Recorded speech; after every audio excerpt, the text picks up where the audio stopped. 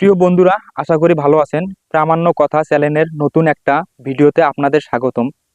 যারা দর্শনীয় স্থান দেখতে ভালোবাসেন তাদের জন্য ভিডিওটা খুবই আকর্ষণীয়, তাই ভিডিওটা ধৈর্য সহকারে দেখার চেষ্টা করুন।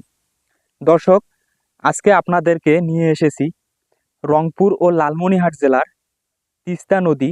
এই নদী ভারত সিকিম হয়ে বাংলাদেশে বয়ে গেছে।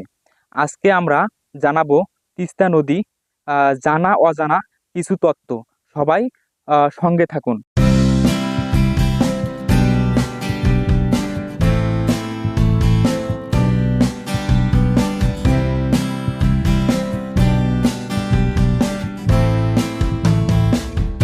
দর্শক, বাংলাদেশের এটি লালমনিরহাট জেলা, রংপুর জেলা, কুড়িগ্রাম জেলা এবং গাইবান্ধা জেলা হয়ে মধ্য দিয়ে প্রভাবিত হয়েছে।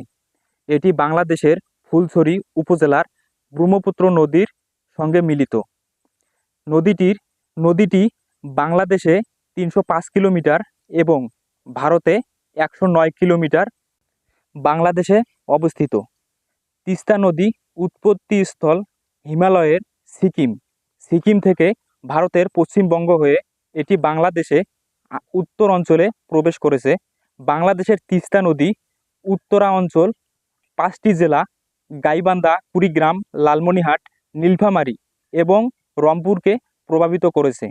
এই অঞ্চলের অন্যতম এই অঞ্চল এবং এ দেশের অন্যতম শস্য ভাণ্ডার বলে পরিচিত এই আমাদের তিস্তা নদী।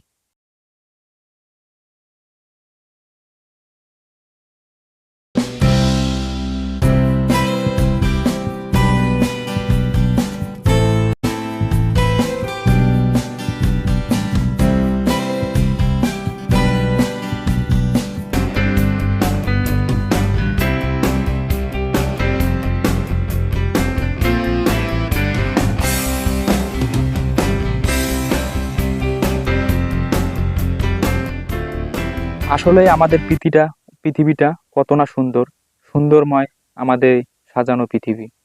এই পৃথিবীতে আল্লাহ তাআলা আমাদের সৃষ্টি করেছেন আমাদের জন্য। সবকিছু তিনি নিজেই দিয়েছেন আমাদের জন্য। দর্শক, যে ব্রিজটা আপনারা দেখতেছেন এটা অনেক পুরাতন ব্রিজ। এটা ব্রিটিশ আমলের ব্রিজ।